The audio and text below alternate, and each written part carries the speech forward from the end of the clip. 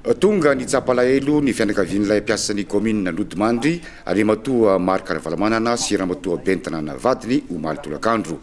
Tsy nalavy tany fa tonga ny dododo tendan-trano fonenan'ny tompolahy Alain Jean Denasolo teny ambony dasy Ambohidrapeto izay lavy teo am-perinasa rehefa voadonany ny moto ny mpiasan'ny COPS teny Ambatomena. Nitondra ny teny fiampianonana avy amin'ny fianakaviabeny ny commune Antananarivo renivohitra. Ary na dia hoe mpamafalalana ara izy dia mitovy daholo zany rehefa miara-miasa rehefa miara-monina dia tena mifankatia tokoa ka na izy aniza tsy maintsy arovana izy ary izy tsy maintsy ampiny izy ary izy tsy maintsy tiavo izy tena mifankatia taminay tokoa izy. Vao 7 taona monja raha tompoklahy izao ndosa ny fahafatesana izao ary namela manantena sy kamboty telo.